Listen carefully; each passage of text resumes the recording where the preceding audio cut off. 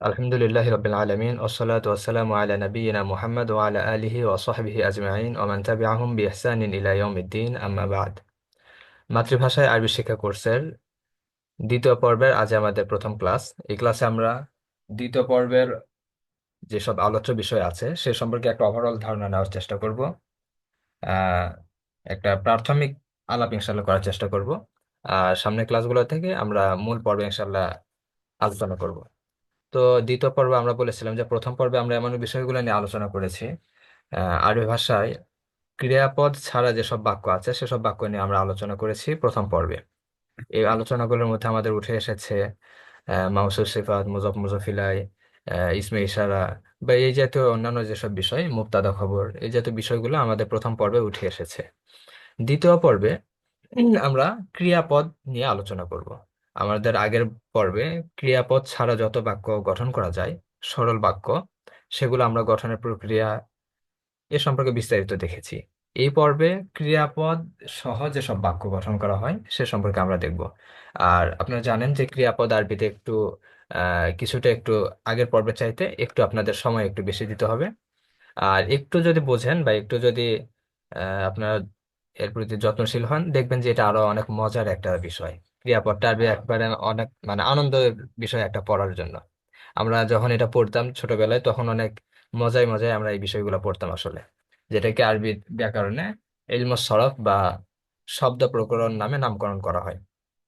তো আমাদের এই পর্বে ক্রিয়াপদযুক্ত বাক্য এবং সে সংশ্লিষ্ট অন্যান্য যেসব বিষয় আসবে সেগুলো নিয়ে আমরা আলোচনা করবো ইনশাল্লাহ। তো ক্রিয়া কি, এটা আমরা সকলেই জানি যে ক্রিয়া মানে হচ্ছে কাজ। আর কাজের আরবি যেটা সেটাকে আমরা বলি ফিআল। কাজের আরবিকে আমরা আরবিতে বলি ফিআল। আর বাংলা যেটা আমরা বলি বাংলা ব্যাকরণে ক্রিয়া। আর সঙ্গে তো আমরা সকলেই জানি যে কোনো কাজ বা কোনো কাজ করা হয় এগুলোকে আমরা ফেল বলে থাকি, এটা আমাদের সকলের জানা, সুতরাং এগুলো নিয়ে আলোচনার প্রয়োজন নেই। আর আরবিতে আমাদের বাংলায় যেহেতু আমরা বেশ কিছু আহ ক্রিয়াগুলোকে এত ভাগে ভাগ করি না, কিন্তু আরবিতে ক্রিয়াকে মূল চারটা ভাগে ভাগ করা হয়। বাংলাতে আমরা সাধারণত অতীত, বর্তমান, ভবিষ্যতে তিন কালে ভাগ করে থাকি, কিন্তু আরবিতে চারটা ভাগ করা হয়ে থাকে। একটা হলো অতীতকালীন ক্রিয়া, আর একটা হচ্ছে বর্তমান ও ভবিষ্যৎকালীন, মানে একটা শব্দ দ্বারাই বর্তমান ও ভবিষ্যৎ দুইটাই বোঝায়। বাক্যের আগে পিছে বা অন্যান্য বেশ কিছু আনুষঙ্গিক বিষয় দেখিয়ে শব্দটা বোঝা যায় যে এটা আসলে ভবিষ্যতের জন্য ব্যবহার হয়েছে নাকি বর্তমানের জন্য ব্যবহার হয়েছে, কিন্তু একটা শব্দই বর্তমানও বোঝায় ভবিষ্যৎও বোঝায়। এরপর কিছু শব্দ আছে আদেশমূলক, আর কিছু আছে নিষেধ সূচক। তো এই হলো চারটা প্রকারে আরবিতে ফেলকে ভাগ করা হয়ে থাকে সাধারণত। একটা হলো অতীতকালীন, আর একটা হলো বর্তমান ও ভবিষ্যৎকালীন, এই দুইটা মিলে একটা শব্দই ব্যবহার করা হয়। যেরকম ধরুন এখানে এখানে তো আমাদের উদাহরণ আমরা বিস্তারিত আনিনি, সামনের ক্লাসগুলোতে আপনারা দেখতে পাবেন ইনশাল্লাহ। ইয়াফা আলু, ইয়াফা আলু মানে কোনো কাজ করা। তো ইয়াফা আলু যখন শব্দটা ব্যবহার হবে তখন বোঝা যাবে সে কাজটা হয়তো করতেছে অথবা কাজটা করবে। এখন ঠিক কোন অর্থটা দিবে সেটা বাক্যে যখন আমরা ব্যবহার করব তখন আগ পিছ দেখে সেটা আমাদের স্পষ্টভাবে বোঝা যাবে। হ্যাঁ, এই হলো আমাদের ফেলের প্রকারভেদ। আরেকটা বিষয় হচ্ছে যে ফেল, কোন কাজ যে করে তাকে আমরা বলি কর্তা। আর আরবিতে এই কর্তাকে বলা হয় ফাইল। এই টার্মগুলো আপনারা অবশ্যই খুব ভালোভাবে মনে রাখবেন, যে কোনো কাজকে বলছি আমরা ফেল, আর কাজটা যে ব্যক্তি করতেছে সেই কর্তাকে আমরা আরবিতে বলছি ফাইল বা কর্তা। আরেকটা হচ্ছে যে কোনো কাজটা যখন যার উপর পতিত হবে, যেরকম ধরুন আরবি ব্যাকরণে অনেক প্রসিদ্ধ একটা বাক্য, সেটা হচ্ছে এই যে জরবা জাইদুন আমরন। এখানে খালি আমরা দেওয়ার চেষ্টা করছি যে জরবা জাইদুন আমরন, জায়েদ আমরকে মেরেছে, আমরা এখানে খালেদ দিয়েছি আর কি। তো জায়েদ আমরকে মেরেছে, আরবি যত গ্রামারের বই আছে প্রায় সবগুলো গ্রামারের বইয়ে এই একটা উদাহরণ বেশি দেওয়া হয় বিষয়টাকে বোঝানোর জন্য, যে জায়েদ আমরকে প্রহার করেছে। তো এই যে কাজ হচ্ছে জলবা, প্রহার করাটা হচ্ছে কাজ, আর এই কাজটা করেছে জায়েদ, তাহলে কাজটাকে আমরা আরবিতে বলবো ফেল। আর কাজটা যে করলো তাকে আমরা বলছি ফাইল বা কর্তা। আর এই কাজটা যার উপর পতিত হয়েছে তাকে আমরা বলছি মাফউল, বা বাংলাতে আমরা যেটাকে বলি কর্ম, যদিও এটাকে বেশ কিছু আবার ভাগ করা হয়। তো এই খালেদ এটাকে আমরা আরবিতে বলি মাফউল, মানে কাজটা যার উপরে পতিত হচ্ছে, মারার কাজটা যার উপর পতিত হচ্ছে, যে জরবা জাইদুন খালিদান, জায়েদ খালিদকে মেরেছে। কাকে মেরেছে, কাকে দ্বারা যখন প্রশ্ন করা হবে এর উত্তরে যা উত্তর আসবে সেটাই হবে মাফউল। ঠিক আছে, তাহলে জরবা জাইদুন খালিদান, এখানে জরবা হবে ফেল, জাইদুন ফাইল, মানে কর্তাটা হচ্ছে ফাইল। এরপরে কর্ম মানে যার উপর কাজটা পতিত হচ্ছে তাকে আমরা বলতেছি আহ কর্ম, আরবিতে মাফউল। তো এটা হলো মূল বিষয়। তাহলে একটা হচ্ছে আমাদের ফাইল, একটা হচ্ছে মাফউল, আর একটা ফেল, একটা ফাইল, আর একটা মাফউল। এই তিনটা টার্ম এখানে মূল বিষয়। এরপর আরেকটা দেখুন যে মাসদার, মাদ্দা, এগুলো আসলে কি।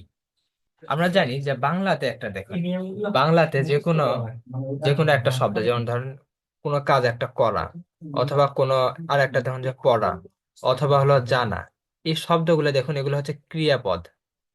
আহ এটাকে আমরা যেটা বলি, আমরা কি বলি, ক্রিয়ামূল। এগুলোকে সম্ভবত আমরা বলি যে ক্রিয়ামূল। হ্যাঁ, এই যে এগুলো যেগুলো আছে, তো এখান থেকে ক্রিয়াপদগুলো আবার রূপান্তরিত হয়, যেমন সে পড়েছে, তারা পড়বে। হ্যাঁ, এইভাবে আমরা এগুলোকে আমরা রূপান্তর করি, যে সে পড়েছে অথবা তারা পড়বে। এইভাবে আমরা এগুলোকে রূপান্তর করি। কিন্তু মূল যে ক্রিয়ামূল সেটা হচ্ছে যে পড়া অথবা জানা। তো এই ক্রিয়ামূল গুলোকে আমরা আরবিতে বলি মাসদার। এই ক্রিয়ামূল গুলোকে আমরা আরবিতে বলি মাসদার। হ্যাঁ, আর এই ক্রিয়ামূলে দেখুন সবগুলা কিন্তু মূল অক্ষর না। ক্রিয়ামূলের ভিতরে কিছু অক্ষর আছে, সেগুলো হচ্ছে অতিরিক্ত। ক্রিয়ামূলের উপর মধ্যে কিছু শব্দ অক্ষর আছে, সেগুলো হচ্ছে অতিরিক্ত। যেমন কি এই যে আল কিরাআতু, এখানে শেষে যে তাটা আছে, তাটা কিন্তু মূল অক্ষর না। এই যে মাঝখানে যে আলিফটা আছে, আলিফটা কিন্তু মূল অক্ষর না। এরপর ধরেন যে আল মারিফাতু, এর মধ্যে এই যে শেষে যে তাটা আছে না, এই তাটা কিন্তু মূল অক্ষর না। এরপর শুরুতে যে মিমটা আছে, এই মিমটা কিন্তু মূল অক্ষর না।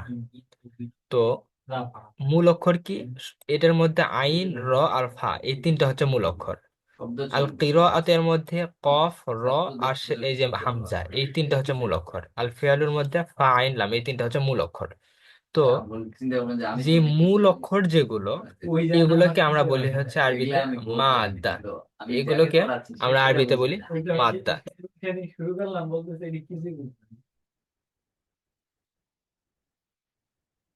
আচ্ছা, হ্যাঁ, এটা একটু আগে বলে আমরা আরো শুরু থেকে এটা স্ক্রিনটা বড় করতে পারতাম। ধন্যবাদ। হ্যাঁ, দেখতে পাচ্ছেন মনে হয় এখন। শুরুতে যদি এটা একটা বলতেন তাহলে আমরা আরো আগে থেকে এটা করতে পারতাম। যাই হোক, তো এই যে এখানে যেটা আমাদের, জি জি, তো আমাদের এই যে এই বিষয়গুলোকে দেখেন যে এটা হলো আমাদের ক্রিয়ামূল। ক্রিয়ামূল হচ্ছে আল ফিআলু। আর এই ফিআলুর মধ্যে মূল অক্ষর যে তিনটা, এগুলোকে আমরা বলি হচ্ছে মূল বর্ণ। আল কিরা, মূল বর্ণ কেমনে চিনবেন, কোনো সমস্যা নেই, এটা একদম সহজ। সাধারণত যেসব দেখবেন যে শেষে গোলতা থাকে, গোলতাগুলো ধরেন যে সবগুলো হচ্ছে অতিরিক্ত, এগুলো মূল অক্ষর না। যে কোনো ক্রিয়ামূলের শেষে যখন দেখবেন শেষে গোলতা আছে, সে গোলতাগুলো মনে করবেন এগুলো হচ্ছে অতিরিক্ত, সাধারণত অতিরিক্তই হয় সেটা। এরপর শুরুতে সাধারণত এরকম যখন যদি চারটা অক্ষর থাকে, মানে এই যে চার অক্ষর আছে না, চারটার বেশি আছে, তো শুরুতে যখন মিমটা থাকে, এই মিমটা সাধারণত অতিরিক্ত হয়। হ্যাঁ, শুরুতে মিম। যদি তিন অক্ষরের হয় তাহলে সাধারণত মিমটা অতিরিক্ত অতিরিক্ত না, যদি তিন অক্ষরের হয়। তিনের বেশি যদি অক্ষর থাকে, এই যে ক্রিয়ামূল, ক্রিয়ামূলে যদি তিনের বেশি অক্ষর থাকে, তাহলে সাধারণত শুরুর মিমটা, এই যেখানে শুরুতে মিম আছে, শুরুর মিমটা অতিরিক্ত অক্ষর হয়। যেমন এখানে কয়টা অক্ষর আছে, মিম একটা, আইন একটা, র একটা, ফা একটা, তা একটা, পাঁচটা অক্ষর আছে। তাহলে তিনের অধিক অক্ষর আছে, সুতরাং শুরুর মিমটা অতিরিক্ত, আর শেষের তা তো অতিরিক্ত, এটা আমরা জানি। তাহলে এইভাবে আপনার সহজেই বুঝতে পারবেন, শেষে যে গোলটা থাকে এটা সাধারণত অতিরিক্ত হয়। আর যদি ক্রিয়ামূলের শব্দ অক্ষরের সংখ্যা তিনের বেশি হয়, তাহলে শুরুতে মিম থাকলে সেই মিমটা হয় অতিরিক্ত।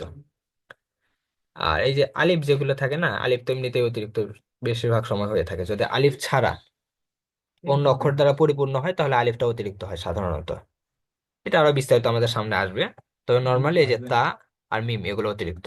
এরপর আলিফটাকে আপনারা অতিরিক্ত ধরে নিতে পারবেন, যেখানে অতিরিক্ত না সেখানে স্পষ্ট হবে, সেটা আমরা বুঝিয়ে দেবো ইনশাল্লাহ, সেগুলো আলোচনা বিস্তারিত আসবে সামনে। হ্যাঁ, তো এই যে এটা হলো আমাদের ক্রিয়ামূল। ক্রিয়ামূল থেকে আমাদের আসতে হচ্ছে হচ্ছে মূল বর্ণ। আমরা এখানে দেখছি মূল বর্ণ। তো এই যে শুরুর মূল বর্ণ এখানে কি ফা, দ্বিতীয় মূল বর্ণ কি আইন, তৃতীয় মূল বর্ণ কি লাম। তাই না? তিনটা মূল বর্ণ সাধারণত ফেলের মূল বর্ণ তিনটা হয়ে থাকে, এর বেশিও কখনো কখনো হয়, চারটা হয়, এর বেশি হয়। হ্যাঁ, কিন্তু তিনের কম কখনো হয় না, সব সময় তিনটা হবে। কখনো দেখবেন যে সব মানে মানে অক্ষরই আছে মাত্র দুইটা, কিন্তু দুইটা থাকলেও দেখবেন যে এখানে আর একটা অক্ষর লুকায়িত আছে বা বিলুপ্ত করা হয়েছে, কিন্তু মূল অক্ষর আসলে তিনটা, কমপক্ষে তিনটা হবে, যদিও সেখানে উল্লেখ না থাকে। তো এখানে শুরুর যে বর্ণটা এটাকে আমরা বলি ফা কালিমা। আর আইন, এই যে মাঝখানে যে বর্ণটা এটাকে আমরা বলি আইন কালিমা। আর শেষের যে বর্ণটা এটাকে আমরা বলি লাম কালিমা। তালিম। হ্যাঁ। তো এইটাকে আপনারা একটা ফর্ম বলতে পারেন, যে ফা, এটা হলো ফা কালিমা। এর নিচে বা এর আন্ডারে যত আসবে মানে ফার স্থানে যেই বসবে সেটাকে আমরা বলবো ফা কালিমা। যেমন এখানে ফার স্থানে কে বসেছে? কফ। এটাকে আমরা কফকে আমরা বলবো ফা কালিমা। এখানে কি প্রথম অক্ষর কোনটা? আইন। আইন কালিমা, মানে মূল অক্ষরের প্রথম বর্ণ হচ্ছে আইন, তাহলে এটাকে আমরা বলবো ফা কালিমা। প্রথমটাকে আমরা বলবো ফা কালিমা। হ্যাঁ। এরপরে দ্বিতীয়টাকে আমরা বলি আইন কালিমা। সুতরাং এখানে মূল অক্ষর কি কি? করার মধ্যে মূল অক্ষর হচ্ছে কফ র আইন। এই যে আল কিরাআতু, এর মধ্যে মূল অক্ষর হচ্ছে কফ র আইন, এই তিনটা। সুতরাং দ্বিতীয় বর্ণটাকে আমরা বলবো আইন কালিমা, দ্বিতীয় বর্ণটাকে আমরা বলবো আইন কালিমা। এরপরে আরেকটা কি? এই যে হামজা, তৃতীয় যে বর্ণ, আমরা জানি তৃতীয় বর্ণটার নাম হবে লাম কালিমা। সুতরাং এই আইনটা, হামজাটাকে আমরা বলবো লাম কালিমা। এই যে লাম কালিমা। এরপরটাকে, এই যে ফাটাকে আমরা বলবো লাম কালিমা। সুতরাং মূল বর্ণের প্রথম বর্ণটাকে আমরা বলবো ফা কালিমা। এই যেমন আইনটা এখানে ফা কালিমা, এখানে কফটা হবে ফা কালিমা, এরপরে আইন ফাটা হবে ফা কালিমা। মানে প্রথমটাকে আমরা ফা কালিমা বলি, দ্বিতীয়টাকে আমরা বলি আইন কালিমা, এবং তৃতীয়টাকে আমরা বলি লাম কালিমা। তো আমাদের এই যে এখান থেকে মূল যে বিষয়টা আমরা দেখছি, এক নম্বর হচ্ছে যে কোনো কাজকে আমরা বলি আরবিতে ফেল। কাজ যে করে তাকে আমরা বলি মাফউল। কাজটা যার উপর পতিত হচ্ছে তাকে আমরা বলি কাজ যে করে তাকে আমরা বলি ফাইল, এবং কাজটা যার উপর পতিত হচ্ছে তাকে আমরা বলছি মাফউল। এরপরে ক্রিয়ামূলকে আরবিতে আমরা বলি মাজদার, এবং ক্রিয়ামূলের মূল যে বর্ণ এটাকে আমরা বলি মাদ্দা। এই হচ্ছে আমাদের মূল বিষয়। এই বিষয়টা কি আপনারা কি বুঝছেন?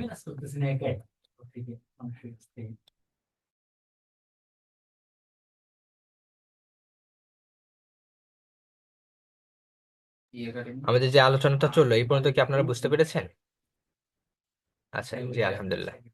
তো আমরা, আচ্ছা, তো আমরা এখন একটু, আপনারা যেহেতু এটা বুঝেছেন,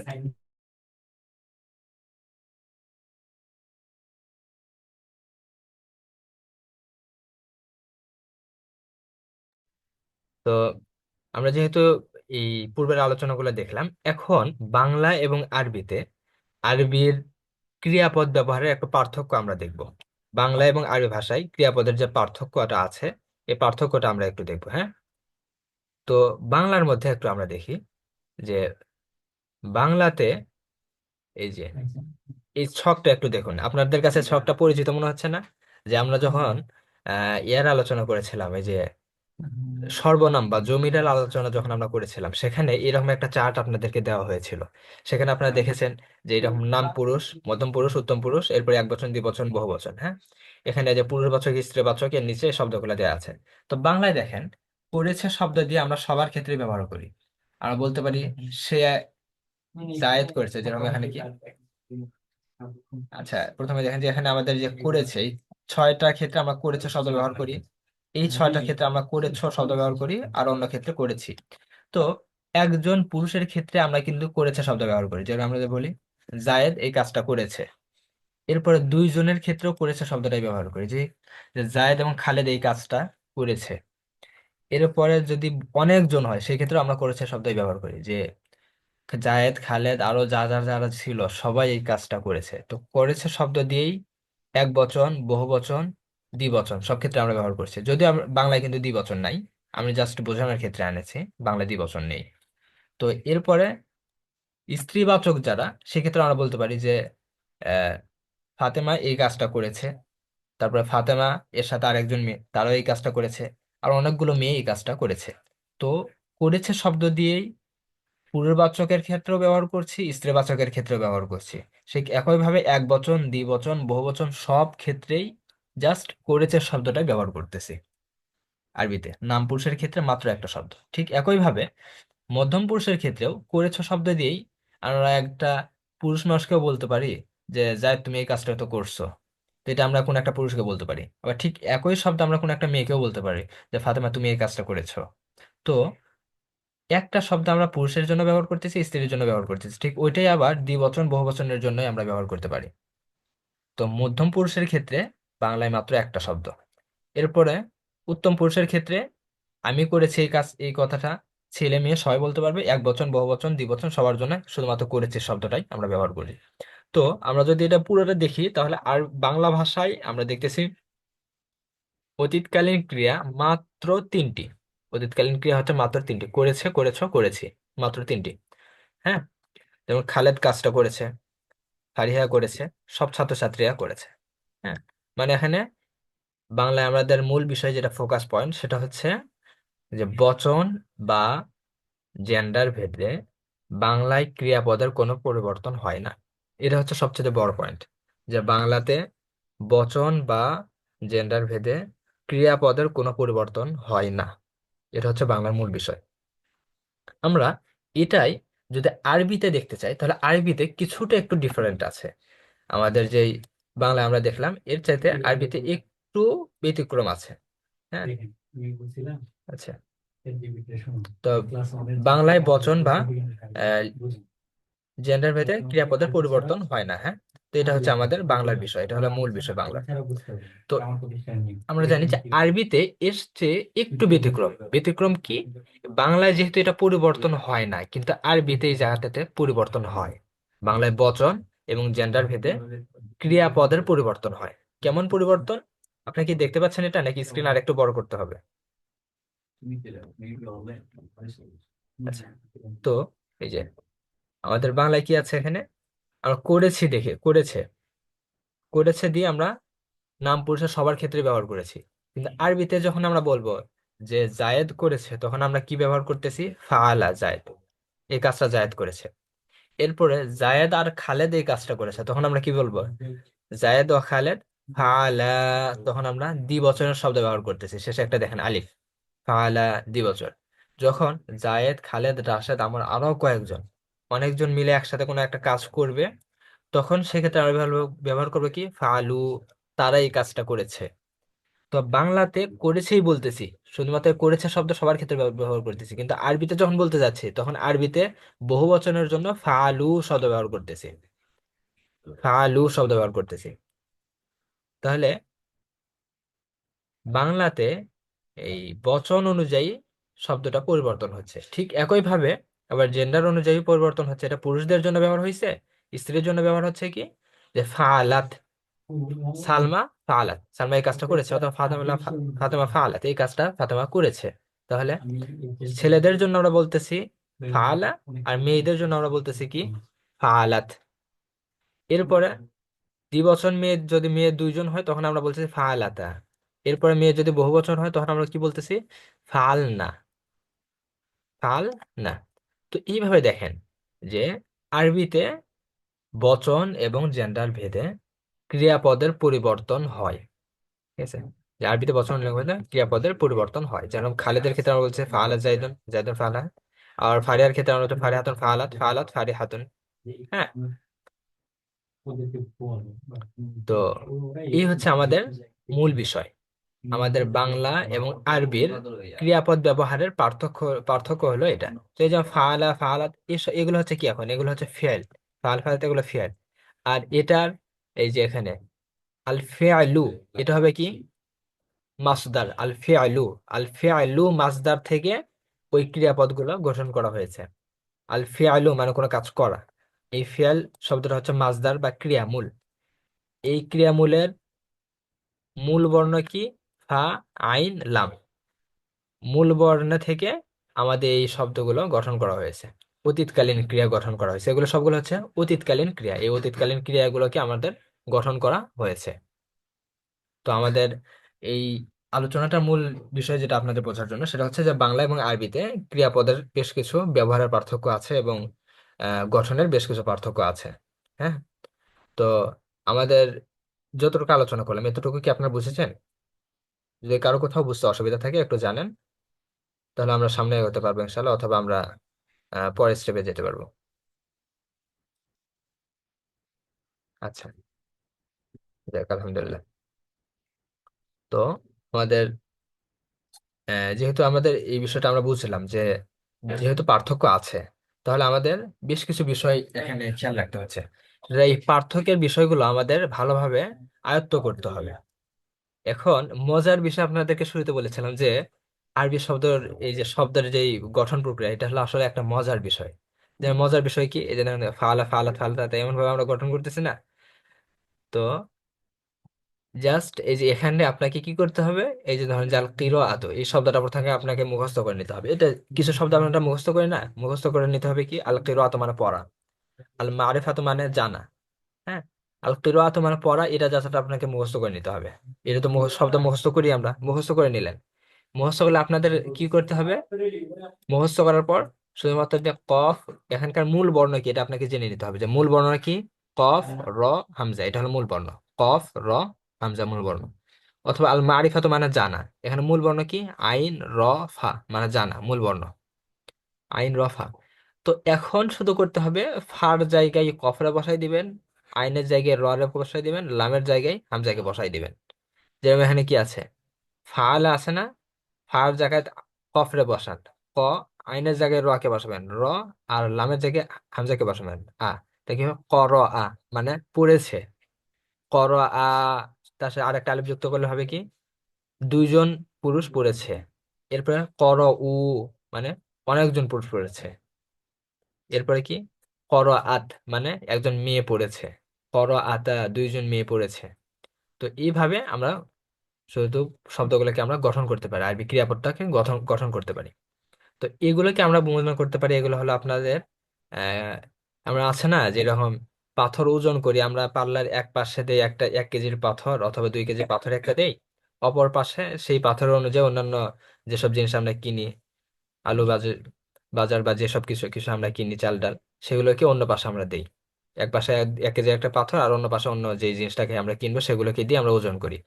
তো এই যে ফালা ফাল ফালা ফালু যে আছে, এইটা হলো আমাদের এই 1 কেজির পাথর। এর সাথে অন্যান্য যেরকম আমাদের জাল চাল ডালকে আমরা ওজন করি, ঠিক ওইভাবে এর সাপেক্ষে এগুলোকে আমাদেরকে পরিবর্তন করতে হবে, যে আল কিরাআত আল মারিফাত বা অন্যান্য যতগুলো আসবে, যত ক্রিয়াপদ আসবে। এই যে আমরা সব পরবর্তীতে এরকম শব্দ অনেকগুলো এনেছি, তো এরকম যেগুলো আসবে সবগুলোকে জাস্ট এই নিয়মে আমাদেরকে এগুলোকে পরিবর্তন করতে হবে। তাহলে পরিবর্তন করার জন্য আমাদের কি জানতে হবে প্রথমে, এই যে প্রথম যে বেসিক যেটা মানে বেস যেটা আমাদের ভিত্তি, এটা আমাদের একদম পুরোপুরি ভাবে আয়ত্ত করতে হবে। যে এখানে এক বচনের জন্য কোনটা ব্যবহার করা হচ্ছে, দ্বিবচনের জন্য কোনটা, বহুবচনের জন্য কোনটা, পুরুষবাচকের জন্য কোনটা, স্ত্রীবাচকের জন্য কোনটা, এটা আমাদেরকে মুখস্থ করতে হবে। কিভাবে মুখস্থ করবে, এইভাবে ফালা, এই ছকটা পুরোটা নিজেদের মধ্যে গেঁথে নিবেন, মানে ছকের চিত্রটা যাতে আপনার মনের মধ্যে থাকে। এখানে আরেকটা বিষয় আমরা দেখি, দেখেন ফালা মানে করেছে, তাই না, কোন একটা কাজ করেছে। তো ফালা এখানে এক বচনে আছে, আবার এটা হলো পুরুষবাচক শব্দ, এরপর এটা হলো নাম পুরুষ।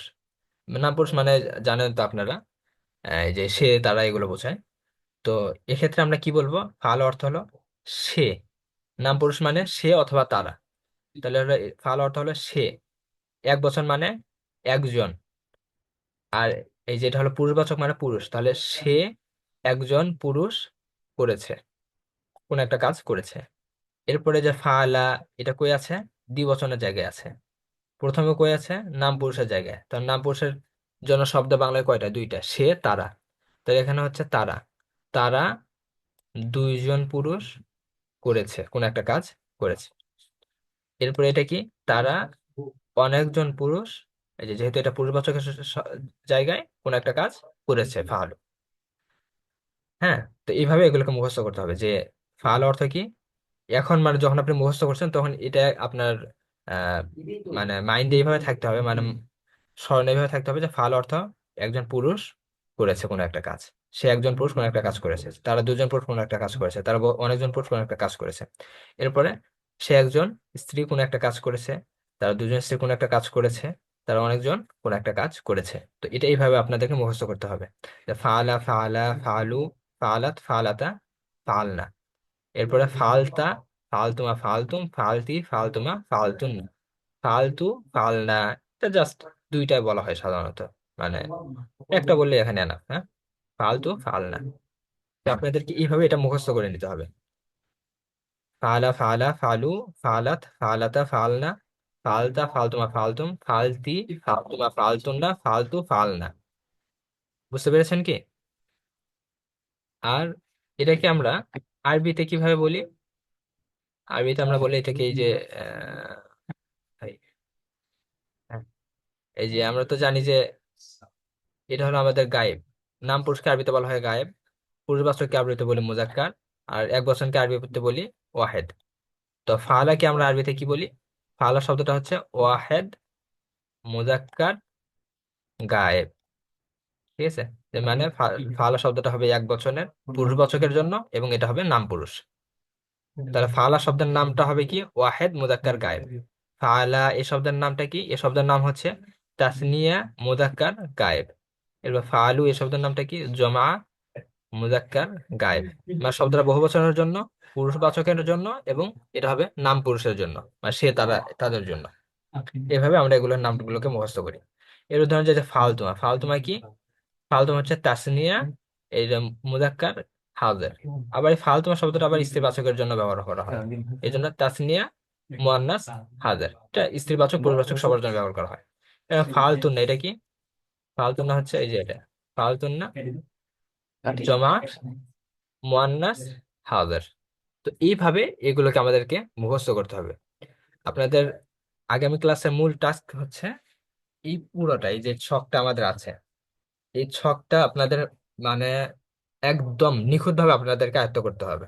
আমি এটার জন্য হয়তোবা প্রয়োজন আরো একটু সময় আপনাদেরকে দেওয়া হবে, কিন্তু এটা আপনাদের একদম এটাতে মানে 100-র মধ্যে 100ই হতে হবে। 1%ও কম হওয়া হবে না। আমাদের সময় শেষ হয়ে যাচ্ছে, আপনাদেরকে নতুন লিঙ্ক দেওয়া হবে, ওইটা